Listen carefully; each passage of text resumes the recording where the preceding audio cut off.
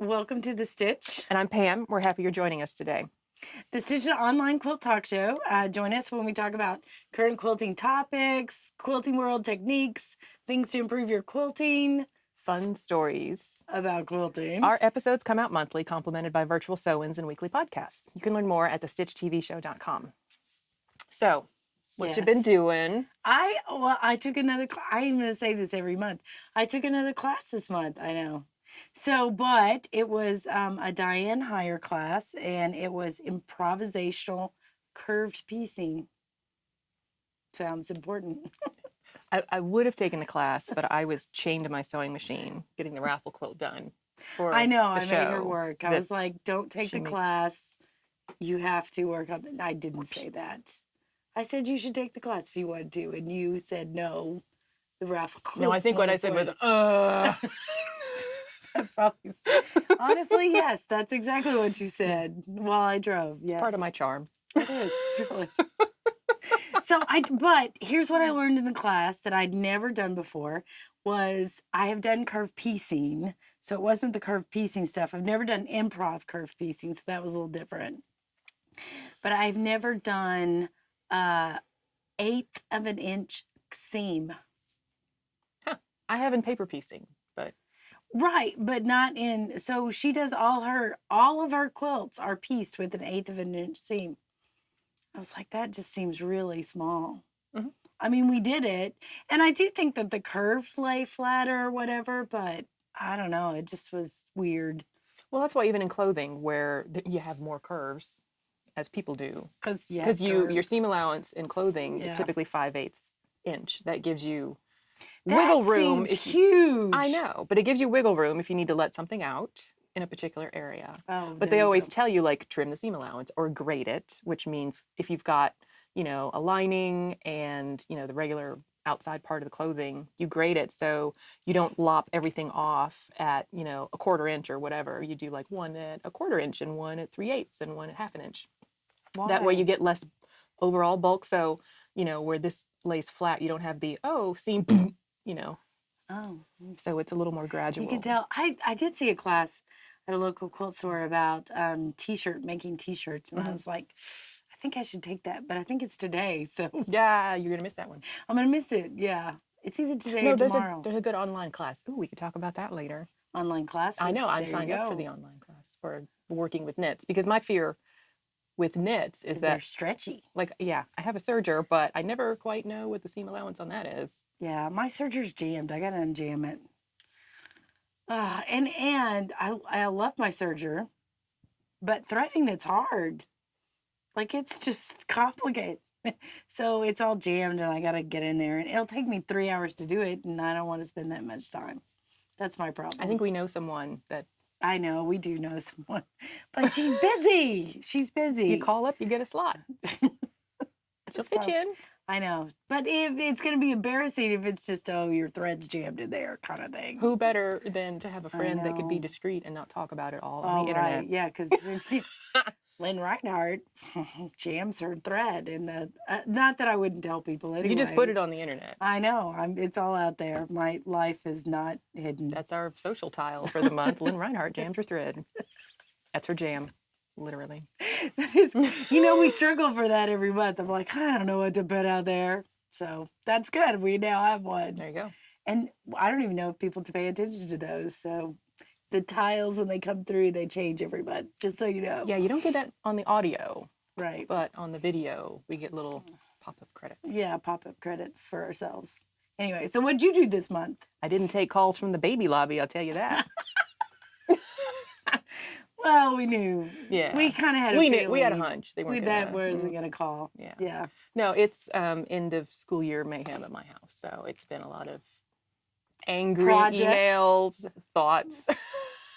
Projects. Wrangling children to work on their PowerPoints. And, okay, so I have a full-time job with a very large company and, regularly give presentations. And all the advice and requirements for these presentations in school are like the exact opposite of what they want in the professional world. They're like, use a sound effect on every slide. Have a fun transition that takes 5 seconds to get through. No. Embed a lot of videos. Make sure the file's super big so everyone complains when it comes through their email, It's cracking me up. Like, use this list in about 10 years when you're out in the world and you have to give a presentation about what not to do. Yeah, exactly. They would So not. that Yeah. part just drives me a little bananas. And never but- use creative fonts. They're like, no, because when you work for a company, this is your font. Oh, yeah. You can only use this. Mhm. So, oh, well. Yeah. There's a lot of Comic Sans that I cannot unsee. Exactly. Exactly. Oh, Comic Sans. Yeah, I don't miss Comic Sans. It's No, not my favorite Me font. either. So yeah, it's been between. Oh, so I have also been in quilting world working on my bookshelf quilt for the quilt along. Which I haven't started yet because I'm going to start with everybody else. I worked on mine a little bit on the virtual sew-in last night. So I've now got the books quilted and the background for the bookshelf quilted, and I'm working on the bookshelf itself. And then I jazzed mine up a bit. I put, some feet on it to give it a little more room. So I will have pictures of that. I think I can finish it this weekend, and then I That's can good. post it with the paper piecing introduction blog post, and then we kick off. We will have kicked off by the time this episode comes out with the first set of blocks. Yes. It was just 2 blocks. 2 blocks, starting you off easy. Oh, yeah, she says that. And they're not bad blocks. I know. I've seen them. They're not. Yeah. They look easy. Yeah, they're just Like, technically. not crazy angles. Technically, they look very easy to complete. Yes. Technically, Lynn finding time where she decides that she wants to do it could be the issue. But we've talked about the whole UFO last month. Yeah. So. So I will say, as I was putting my blocks together for the sample, I averaged like 3 blocks a night in 30 to 45 minutes. So not bad. That's good. Yeah. And you're doing them a little bit bigger than I did. A smidge bigger. Yeah, I blew it up by 129% because, math, why not? But that's the percentage to get from an 8.5 by 11 sheet of paper to 11 by 17. Oh, okay. So I just took it to the copy center and just blew it up. 11 by 17. That way I didn't have to tape any pieces together. I had originally thought like, oh, I'll do 10-inch. And then I thought, no, that's too much tape. So really the size of your quilt was determined by whether you wanted to use Scotch tape or not. Yeah, my tolerance for, Scotch tape. fiddly stuff. Scotch tape. Yeah. So wrapping presents is difficult? No, I'm fine with that. Okay. But so sewing through Scotch tape on paper piecing, it's not bad. No. But I just was like, yeah, I ain't got time for that. I use it. It's one of those cheating tricks that I use. Cheating. Yes. Cheating and quilting? I know. What? Can you imagine? I would cheat in quilting. Do you cheat in quilting? I believe that's maybe what we should talk about. Okay.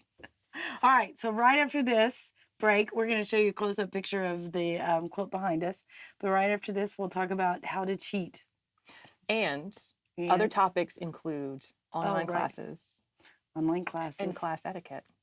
There you go. Class etiquette. Very important. We'll be right back.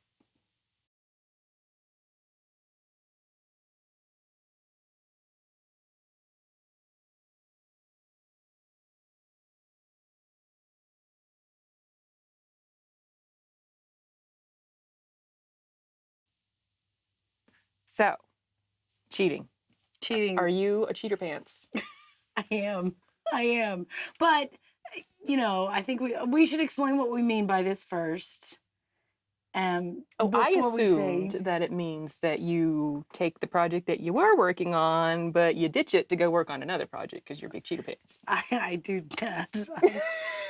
I do. I get distracted, so I have to go work on a variety of different things. But we've already talked about that. Yes, we have. But cheating, when you said this was our topic, I thought it meant like blame this on me. No, it's totally your topic. We came up with it together. Oh, okay. Anyway, when we talked about this, I thought it would include things like, tools that like making, like say you make a mistake on a quilt. Well, how do you fix it? I have a good thing for that. Oh, how do you fix it? What's the mistake though? I'm you not saying you call it a design element and go on. Well, there's that. Yeah. But I was thinking, it's like, oops. Now I don't know that this happened to me. Maybe even last night. Could someone I know, someone you know, someone I know, was quilting with a light colored thread, and I don't know, maybe they have a pet chinchilla, could be, or a cat, or a flying squirrel that maybe leapt onto the sewing table, and all of a sudden now I have white thread. And let's say this quilter So, didn't feel like you already breaking gave the it away thread, because and you then said I have white thread. So anyway, but Yeah. anyway, this quilter quilter, that we don't know, my friend, your friend, was then like, well, I don't want to take that out. That's ridiculous. So you just doop, doop, travel back over on top of it and carry on, and then now this quilter has white thread on maybe a black background. And then they maybe take a black Pigma pen or a Sharpie and just I doop, thought doop, I color put it. markers up here. Oh, you did, but I ditched them because I didn't think they were real. No, I was gonna say, I can't say that I haven't used this particular marker on an edge on any quilt that could be around us. To cover said thread whoopsies. Let's just say, sometimes it's not a thread thing. It was the edge of an applique and just wanted to make sure it matched the background. But why would you have an edge of an applique that wasn't the color of the fabric, Lynn? I know, it's amazing. It's part of this technique, though. Is this technique cheating? It is, because really, this looks like a pieced double wedding ring quilt, and it is a fused applique double wedding ring quilt. Well, it is a good thing I am sitting down. Because you can't imagine. So, it's applique instead of being a pieced quilt, and yet it looks like pieced. So really, it's for people who you love, but maybe not as much love them to do a double wedding ring quilt. Like from scratch with templates and junk. Because when you do templates on that's a tough quilt. And I think it's a really popular quilt that I think a lot of people know what quilt pattern do you know. If you ask a random person on the street, hey, what quilt pattern have you ever heard of? Double wedding ring would be on the list of common responses. And if somebody's getting married, they're all like, oh, I want a double wedding ring quilt. You're like, I don't love you that much. Seriously. I don't. Because they're hard. I mean, it's curved piecing and da-da-da. So this technique allows you to do a double wedding ring quilt, and it's Quilt Smart, fusible interface. I actually teach the class. I love it. And you can do them fast. So I guess it's cheating. Because it doesn't look like it's not what it looks like it is. So it's the David Copperfield of quilting. Yeah, there you go. It's an illusion. Yeah, exactly. So that's, I guess, one way I cheat. The other way I cheat is I use, when I quilt, I use rulers. And, I guess cheating.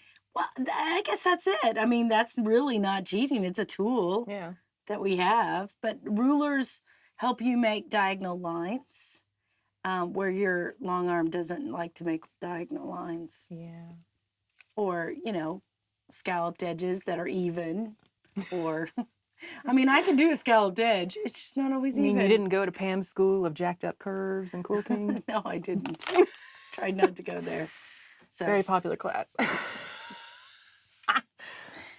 Well, so what tools what do you use to cheat? I mean, are you a cheater? Absolutely, I cheat. So precuts are like the ultimate cheat for scrappy quilts. Yes, they are. I agree. Because to have to buy a fat quarter of 42 different pieces of a fabric line to get that many, buy a charm pack. Buy a layer cake. That's true. That's very true. A layer cake, a charm pack, and they're just addictive. And they're like, $10, and you're like, oh, look at all these. Well, they're $10 in the U.S. We know elsewhere, like Australia has crazy expensive fabric costs. I know England does too, which really serves them right. I'm just saying. What did England ever do to you? Well, there were laws that prevented England, when we were establishing this country, they didn't want to have fabric manufacturers here because they wanted to export that to us and charge us more money. So, we stole the information to this country so that we can print fabric here. So I'm just saying, now that we're charging them more money, I think it's funny. Just saying, historically. I can't believe you're holding an over 200-year grudge. I really can't. Like 240 years. I know, but what's funny is we really don't have very many manufacturers here now. They're all overseas. Yeah, nerds to them. But they're not in England. We showed them. They're not in England. They're in other countries. So, but I know we no, gonna I do. just think I was just thinking that was kind of funny that they made it illegal to have. We dodged the baby lobby last month. Let's not get England riled up. I like England. I visited there. It's fun. It's a great country. I haven't been to Ireland or Scotland or Wales, but I've been to England, Canada, been to Australia. You just throw Canada in there, like I was thinking all the English influence that, talked to British the Empire, Queen, the yeah. British Empire is what I was thinking. Yeah, I was there, geography. Anyway, I can get her to keep talking if I just look at her weird. that's true. Because then I feel guilty. I'm like, what does she want me to do? Keep talking? Maybe I should talk.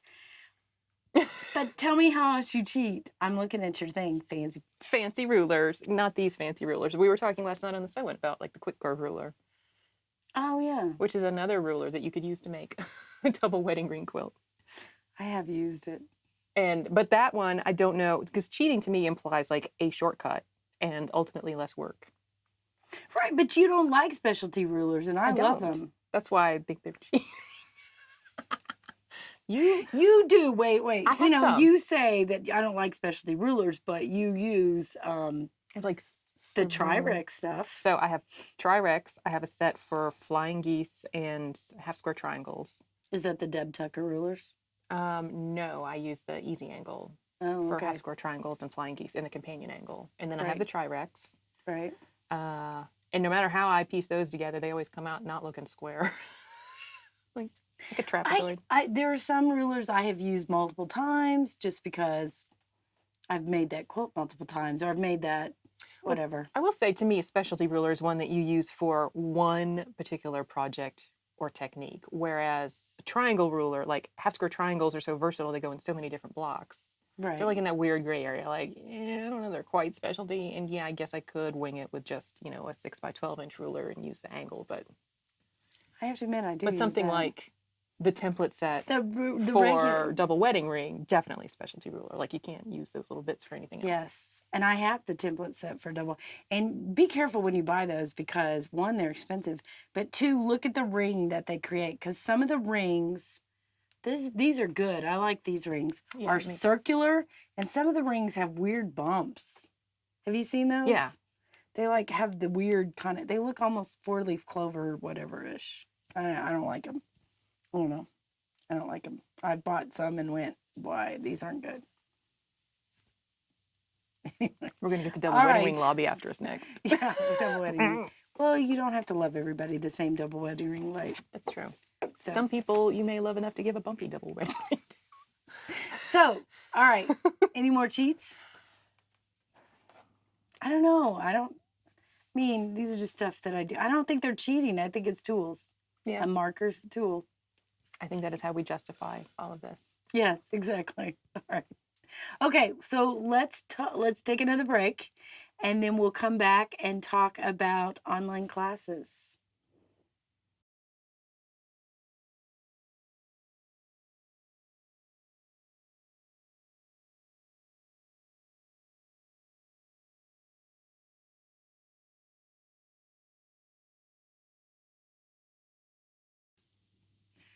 Okay, we're back, and we're going to talk about online classes.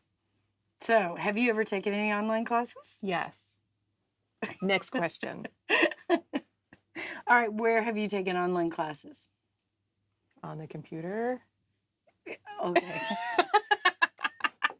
You're not even helpful here. Well, okay, do you count YouTube tutorials as online classes, or do you count them only as things you have to pay for? Oh, I didn't even think about YouTube tutorials. When we were talking about this topic, I actually went and looked up some online class places where you could go take online classes. I wrote down computer. It's my note. All right. So yes, I've taken them on Craftsy. I've taken them on Craftsy too. And I like them. What do you like about them? Okay, nothing. Well, no, I'm immediately jumping to the one thing that really irritates me. All right, so what don't you like about them then? Okay. In my life, let's go back. So when I watch the classes, depending on the technique, if it is a new thing, then I watch at normal speed. But for a lot of it, there's a lot of introductory posts and talk and, and reviewing things, I will watch it at 1.5 speed. or They're doing this. 1.25 speed. No, but I listen to podcasts at like 1.5 speed too, because I'm like, all right, enough for the chitter chatter that people. drives me nuts. Do you listen to books at 1.5 Yes, speed? unless they are read by a heavily accented narrator, in which case I cannot. No, because you need the performance of the book. I need it faster. I got stuff to do. I ain't got time for all that. Okay, go ahead. So anyway, a Drive me particular nuts. glitch about Craftsy doesn't recognize, like, oh, you were watching the last segment sped up. It just defaults back to normal speed. And I'm like, oh, why are they talking so slow? Oh. It's just me. That's my own little pet peeve. But what I do like about the class, I don't know that I've gone back and watched a class again. So I watched the class, and most of mine are technique. There's a couple that are project based, but those are the free ones. Yeah, most of mine are technique. Or it's like, oh, I wanted this particular block, and I don't need the 11 other blocks in there because I know how to make that or whatever. So I think the navigation is good. I haven't done a lot of commenting for the teachers yet, but I know a lot of people like that. I don't do that. I don't comment. I mean, the classes that I've taken on Craftsy, I've watched the class, and I usually watch it on the elliptical because it's my reward for being on the elliptical because I hate being on the elliptical. So I put a Craftsy class on, and I'll watch it. So I'm not doing what they want you to do. Yeah. So I don't think that I'm actually participating in the class. So me commenting on stuff seems odd because I'm not going back and cutting the fabric or doing whatever participation. And then I've taken a couple of classes that, I won't tell you what they are, but I was like, oh, these are awful. And, was sad I paid for them. I have done and posted like finished projects related to the class. Oh, no, I never do that. Well, we all know I don't finish projects, apparently. There's that part. The one particular one that I did was a bag making class. Oh. And then I had tweaked. She's really good at bags. I had tweaked the design and said, oh, I want to show other people how I used this technique to make this other thing. Right. Well, and then that's gotten a lot of like, oh, yeah, you should teach class on that. And I'm like, well, I'm not going to rip off someone else's pattern. So no. That's, you can't do that. So I was looking at places where you can take classes. I think Craftsy is really common, at least for our friends. A lot of us know about Craftsy. And it looks like the prices on Craftsy are anywhere from $15 to about $40 for the prices, at least in the quilting and sewing world. I don't know about the woodworking and cooking and all the other classes that they have on there. But the Quilt University has changed its name to Quilt Academy. And they have a different kind of setup where you can do scheduled classes and on-demand classes. So the scheduled classes start at a certain time and end at a certain week. So it's a limited time window to get in on those classes. And they're about the same price, $25 to $30 in the price of the Quilt University. And that covers like 8 weeks of classes? Or some of them, some of them are, it'll tell you how many lessons. So it'll say 4 lessons or 6 lessons or whatever. But it starts at a certain week and stops at a certain week. Okay. So it kind of felt like college a little bit. But I've not taken any classes from here, but it said not all of them are video. I'm like, how do you do that? I don't know. That seemed weird to me when I read that. Maybe they just give you like a written lesson plan. Yeah, I guess. Which then to me sounds like a mystery quilt. Quilt along. It could be. Yeah. I mean, that's, if you're just given instruction, that sounds like a mystery quilt to me. But I don't know. I didn't look at all the classes that they have. Then there's iQuilt, which is a new one out, that AQS. It's related to AQS. So all of the instructors that have AQS books, a lot of them are on iQuilt. And one of my favorite instructors that I've taken a live class from was Judy Madsen, and she is on iQuilt. Oh, cool. So, and she sold, I don't know, 1,500 classes on there. So, I mean, it's very popular. I took her real live class and it was great. She's a great instructor. So, and their prices are like $25 to $35 on iQuilt. Yeah, I know they've been having sales lately to kind of get more attendance up since they just launched. And I think, well, that's the one thing about Craftsy too. Craftsy puts their classes on sale all the time. Yeah. So pay attention. If you want to take a class. And the nice thing about Craftsy and iQuilt is once you buy the class, you own it. I didn't get that from Quilt University. It didn't look like you owned it, especially if it was a scheduled class. I didn't look like you had access, but I may be wrong about that. And then the last place I found was craftonlineuniversity.com. And I want to explore this one more Mhm. because it looks like it's geared towards small business more than it is like just your average hobbyist who wants to do it. I mean, some of the classes on there were $500. Hmm. But it was like, for example, one of the classes was a long arm certification class through APQS, Okay. which is the American Professional Quilt. No, that doesn't sound right. It's the long arm company, APQS. Anyway, and it was a certification for them, and it was $500. So now they did have some for like 20, but Yeah. a lot of them, I think Sulky Threads. Oh yeah, they do good online That ones. was on there. So I think that it was geared more towards people who want to certify themselves to teach or do that. I think Deb Tucker was on there. And she's the one who, and she certifies people to teach her rulers. So it seemed like the Craft Online University was more for business, kind of if you want to be in the industry and do that kind of stuff and teach that kind of thing. So, and they were more expensive. They were definitely the few $100 classes. Now they did have some cheap Yeah. ones or inexpensive ones. Now, what if you could get 12 classes for $35? That's a good deal. What's the deal? Where do you know this? You know, you're a member of it too. So the National Modern Quilt Guild does monthly Oh, webinars. that's right. They do. And, you know, we've had, I think Krista Watson has taught. They've got a different topic every month. You know, I've never watched and it's like a those. 1 hour. So it's not, you know, an 8 hour class total, but it is on a technique or, you know, a project. Because Krista does domestic machine quilting. Right. And so she had, you know, talking about different motifs and how to use those Right. and repeat them. So, and that is, you can either be a member if you have a local Modern Quilt Guild, that's part of the national organization, or you could just join individually, which is what I think you and I have done. Yeah, we've joined individually. Yeah. Yeah. I've never taken those. Yeah, I and should. they're I should available look at online. those. Yeah. All right, so here's the thing. So do you think do you enjoy an online class more or less than you enjoy a live class? It depends. The benefit of the online class is you take it when you're available, unless you've got one that's kind of time bound. So, Yeah. you and know, that's I the may only- only have 20 hours to take a class, and I don't want to commit, you know, 4 hours of a weekend to it. So it depends, honestly, on like, is this, because mine are, I don't know that I've taken an online class for a project or a technique that I could also get locally. The ones I've taken have been like, oh, no one in the area teaches this. Yeah, and I've never taken a class from like I've taken Judy Madsen live in class, and I've never taken her online class. I think it would be great because she's a good teacher, but there's something to be said of being Yeah. at the class and at having her go, oh, this is what you need to change, or Now we'll have a good test because I have Wendy Butler Burns class on Craftsy, and she's coming to our guild in a couple months. I know, and I'm looking forward to that because I've actually taken that Craftsy class, and I don't know what we're gonna have her teach, so I'm interested in see Yeah. what that is. If it was the same technique that I took Yeah.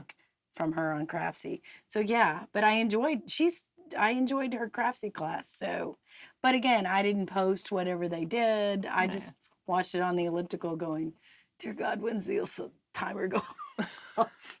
No judgment on Wendy. No All judgment. about the It elliptical. was all about the elliptical. It had no, like, I don't care, Wendy, shut up. The timer went off. I don't have to, watch because now I can get off the elliptical. Actually, though, if they're in the middle of something, I'll usually get off the elliptical and finish while I'm like heavy breathing. It sounds delightful. Well, I've been on the elliptical for half an hour. So I know a lot of the online platforms make kind of promises or guarantees about teacher response time, and I don't know about that because I never respond. Well, I mean, I don't take advantage of that, but I know, particularly for newer quilters, where, you know, if they're newer and in an area where you can't get access to live classes, that's an important feature. Oh, I agree. Yeah. It's not so much for me because I will pick up the phone and call you and be like, this is jacked up.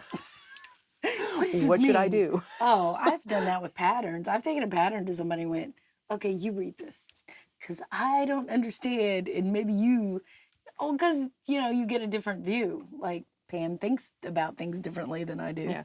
Oh, my So- favorite was when producer Ray came to us early in, when we had just met her, like within a couple months, and brought this book. And she's like, the pattern says that you should make the blocks and then study the picture to figure out how it goes together.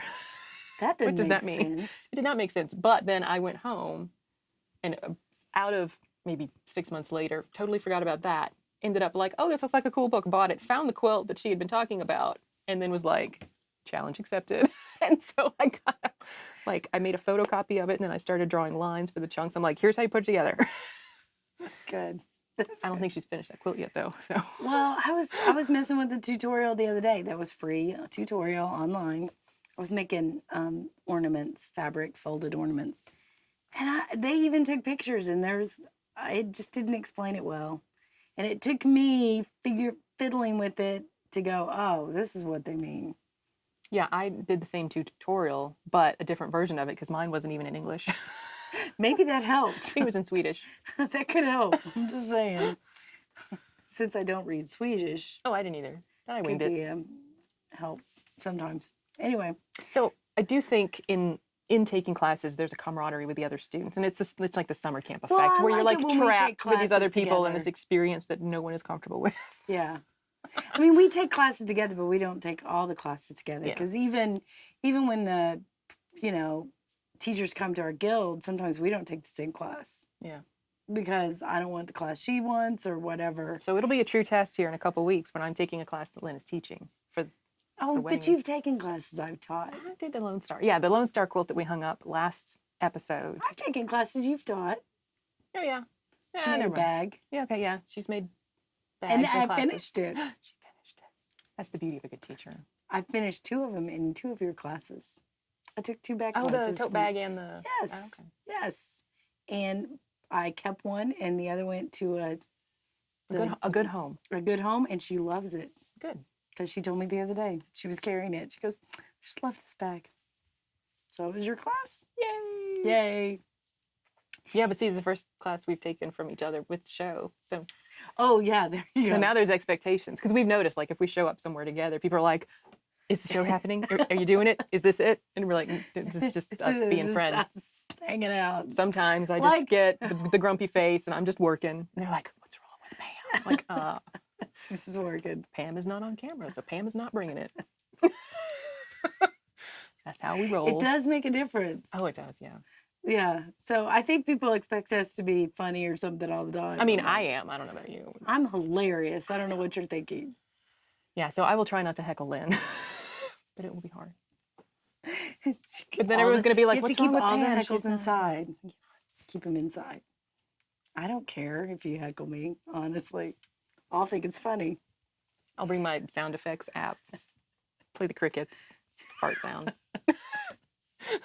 air horn.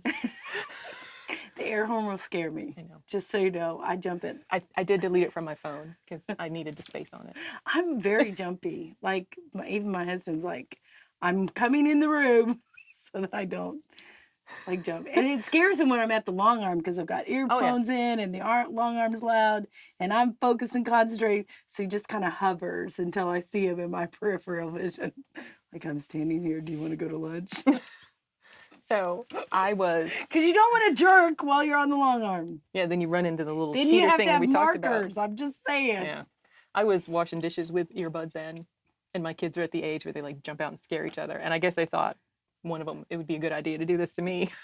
They did not realize Mama will whack you because I'm doo-doo-doo.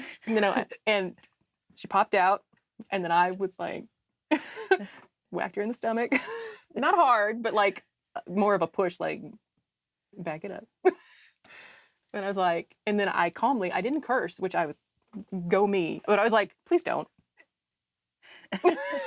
No, the worst one was, well, there's 2. So I went to the movie with my father to see Arachnophobia, which was about spiders. Oh yeah, John Goodman, I remember. Yes. So we're sitting there, and I was kind of sitting down with my knees leaned up to the, it was old school movie theater, knees leaned up, and my dad did this on my leg, scared the Tar. you know what out of me, and I punched my father in the movie theater. Went, bam, don't do that. He was like, I'm sorry. And then the other one was, this was bad. So I was cooking, and we had this college student staying with us for a weekend for some kind of program at the church or something. I don't know. And he came around the corner. He thought he'd scare me, and he came around the corner, and he scared me, and I screamed. And I screamed so loud, I scared him. And he screamed and ran away. He was like, that was not good. It was hilarious. It's bad when you scare somebody and then they scare you because they're scared. I don't know. I'm very jumpy. It's sad. Anyway, Note for the future: do note not for the sneak up future. on Lynn Don't in this class. Yes, don't sneak like air horn sounds. Mike sneezes and it scares me sometimes because it's loud. I mean, my cat sneezes and I get scared because I know I got to go clean up boogers. Oh well, no, it's not the cleaning up part. So, all right. Anything else about classes? Well, I think up next we're going to talk about class etiquette for both in person and online. That's important. So another little break. Check out some more of the quilting, and we'll be right back.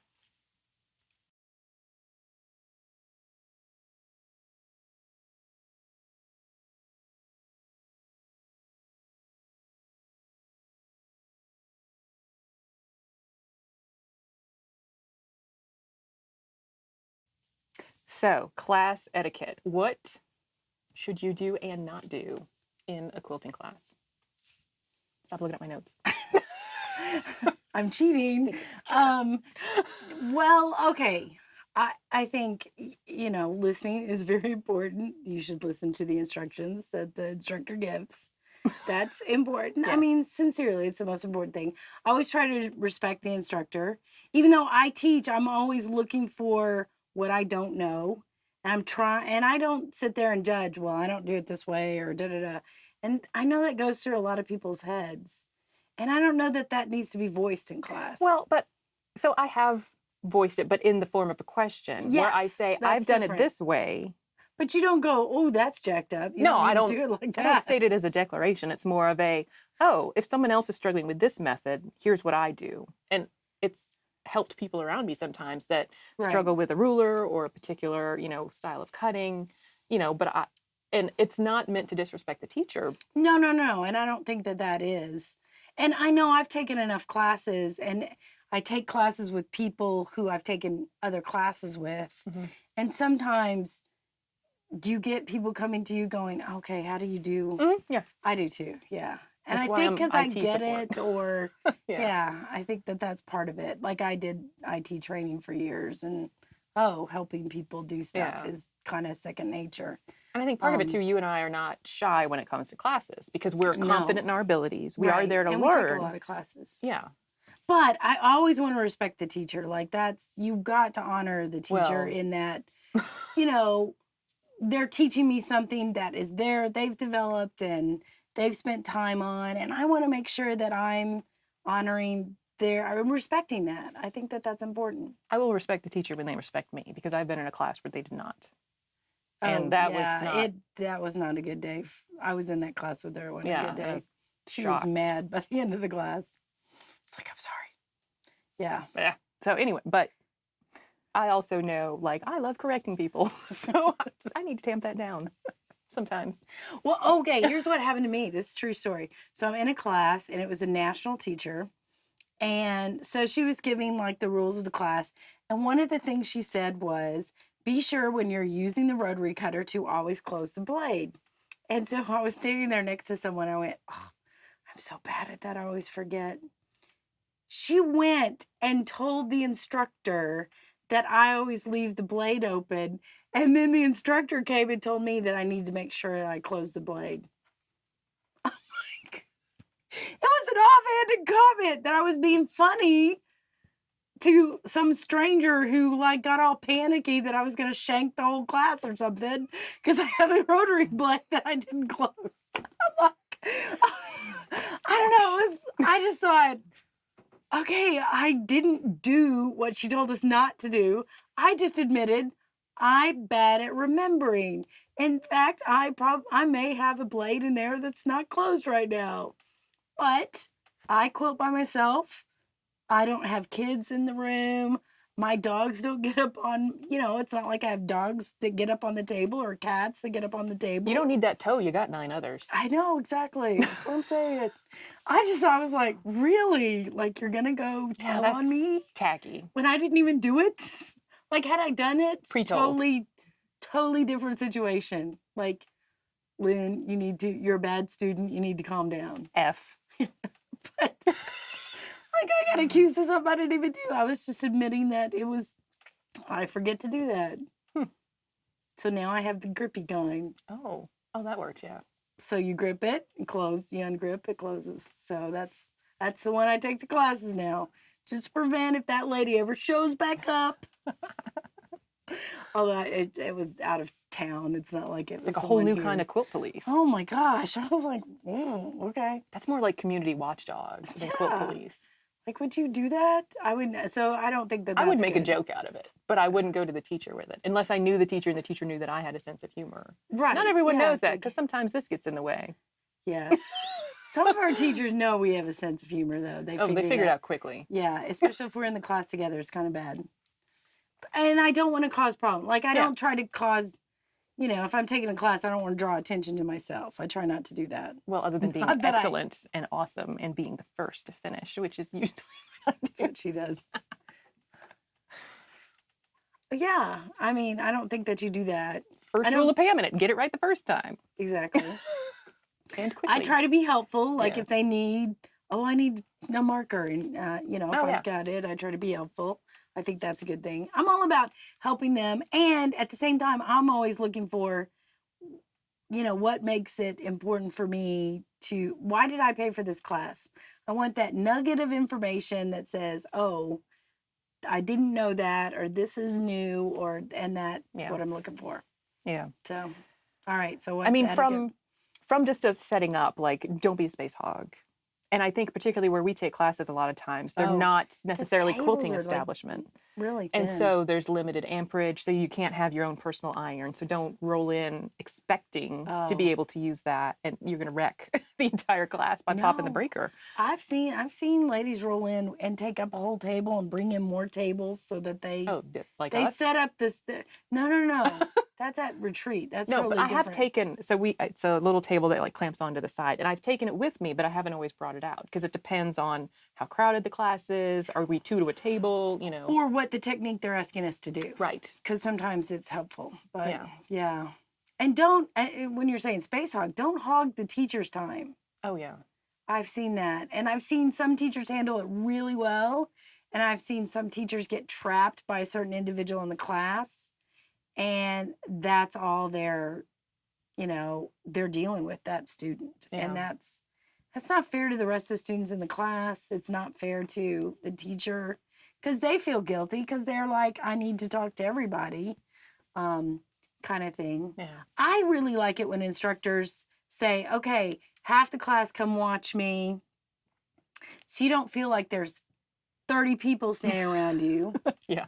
And then, okay, now the next half of the class come watch me so that you give space so that they can go start. And you have people at different Yeah, and I think that's a tricky thing for most teachers is how do you handle the students that are like, done, learned it, on it, let's move forward. And then, Right. Because I tend to sew quickly and just, and I'm done.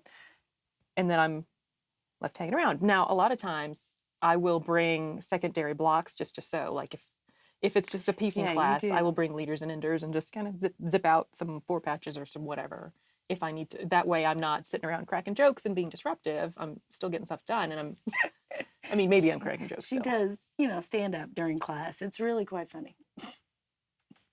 That's not really a preset routine. I just got to go with it. I know.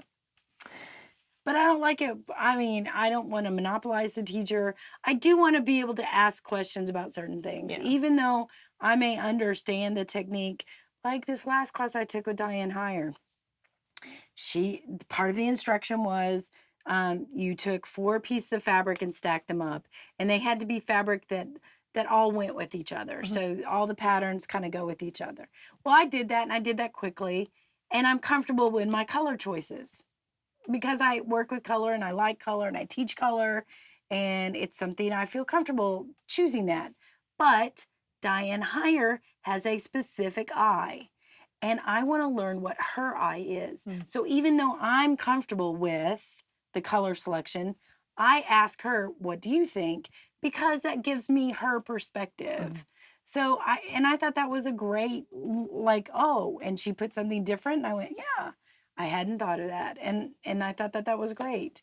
So that's asking questions, even though you know the information, it's just allowing somebody else's perspective, which I think's good. Now, do you ask questions when you think you know the answer, if only for the benefit of the class? Because sometimes I have seen the teacher Yes. explains doing things a certain way, and I don't mean it out of disrespect, but No, I agree. I will offer up, have you considered what about this way, or what about, grouping it like this? And I've seen that done, and I've done it myself.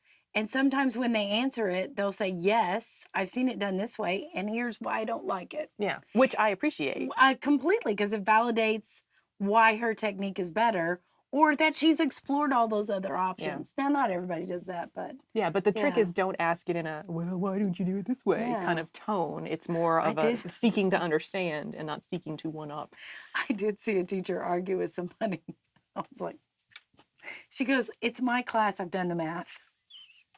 Yeah. Because somebody was challenging her on a math thing. And she was like, no, it's my class, I've done the math. I'm like, okay. Now, I have been in classes where I've like, well, I disagree with this way of doing it. I'm going to do it my way. I'm not going to draw attention to it and be like, look how I did it different, and I'm already done, Oh, But yeah. I just quietly, like, let me just do that. Heads down, get it done. Yeah. I guess my big pet peeves with other people in the class is I don't like seeing somebody monopolize. I don't like seeing somebody try to one up the teacher, which are those annoying questions that, well, I've done it and da da da. Like, you paid for this class. Let's Yeah. respect the teacher. And I agree with you on the space hog thing. Don't tell on class members when they haven't even done it. Oh, God. Unless they look guilty. And then, yes. I don't ever want to distract from what the teacher's doing either. Try to honor that kind of thing. But I love taking classes. Now, I have to admit, I like in-person classes better than I like online classes. Yeah. And I'm not saying that the online classes aren't good. It's just I like the camaraderie in the class. I like being with other people I enjoy sewing with. I do think, too, there's the element of, oh gosh, I put on real pants and I went out of the house to take this class, and now I got to do it.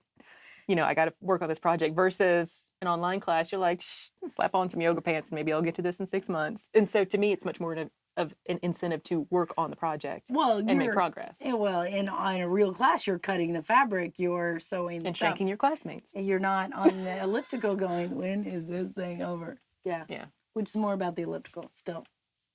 Then I started swimming, so you can't watch online classes when you're swimming. I mean, until the robot overlords come and they project it right Can on you your retina. imagine? That would be, and swim, you couldn't do that. So, yeah. What if you watched Waterworld on your retina? There is no reason ever to watch Waterworld. Ever. It's a horrible movie. Shut up. Just stop talking. For the sake of our friendship, It's one of Kevin Costner's embarrassments. That's what makes it good. Oh, so it's the whole Star Troopers thing for you. Starship Troopers. I don't even know what you're talking about. Kill them all. It's a great strategy, as you have obviously used in classes with your rotary cutter shaking thing. Yes, because I go to classes with my rotary cutter. No, so Waterworld is one of those movies, like, if it is on the TV, my husband has a sixth sense, like, Waterworld's on. We should put it on. And he's just sucked in for all 2.5 hours. I'm like, yeah. Oh. But I will say the scene, this is not a spoiler alert, but the scene where the guy... Because you can't spoil it. Seriously. I know. So there's like the one dude that's in the bottom of the ship where the fuel is stored, and that's just his life. He's just down there monitoring fuel levels in this little tiny dinghy boat thing. And Kevin Costner, I think, is the one that looks down. He's like, huh, drops a match. And then the guy in the boat's like, oh, thank God, because he's so glad to be out of that life. That's when the whole ship blows up at the end. It's the best part of the movie. Well, good. Now that we know the best part, we don't ever have to watch it. Exactly. We'll find that clip. I'll just put it up. Waterworld.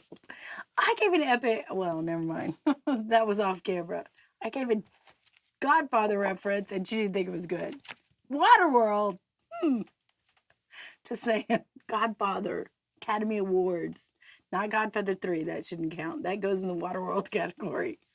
Because when she died at the end, you were glad. Seriously. Spoiler alert. It was like, oh, honey, you can't act. Please kill her now. Just saying.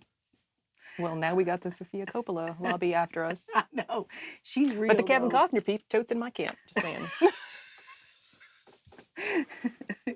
They'll be after me. So it's okay. I'm sure I'm not 6 degrees. I mean, The Postman separation was a disaster, for or whatever that movie was. Which is at the same time. I mean, he went through some bad stuff. Thank God he was making golf movies. I mean, it's kind of like the whole. Just saying.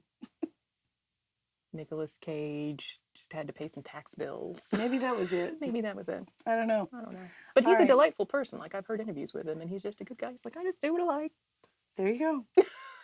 Well, we're not 6 degrees separation from Kevin Costner, I don't think. We could figure it out, though, because I do know some peeps. So Anyway. my husband. Yeah, there you go. That's right. Anyway, so do we have anything else about etiquette since we've spun out of that topic? No, I think we covered all of the concerns. But if you guys have other pet peeves from classes, leave a comment. Let us know. Like, what has somebody told on you? Give me a list of things not to do in class anymore. I've got other things I've done in class I don't particularly want to do again. Well, the whole sewing my finger in the middle of class. That was not good. Wasn't fun. That's another story for another day. All right. So anything else? Nope. I think we're good. That is this month's show. So this month is brought to you by 77 Peaches Enterprises, your one-stop shop for creative support. We'd like to thank 77 Peaches, Big Think Productions, Cotton Art Studio, and Hip to Be a Square for being part of The Stitch. You can find links to their show on their sites on our show site, thestitchtvshow.com. And that's all we've got for this episode. If you've enjoyed the show, please like us on YouTube, Instagram, Facebook, Twitter, Google+, and share it with your friends. Our next virtual sew-in will be Friday, June 10th at 7 p.m. U.S. Eastern, broadcast on our channel here on YouTube and on Google+. My podcast, Hip to Be a Square, is out every Friday. You can email us with questions or comments at the info@thestitchtvshow.com. All those details and more can be found on our website, thestitchtvshow.com. Tune in next month for more quilting chat with friends.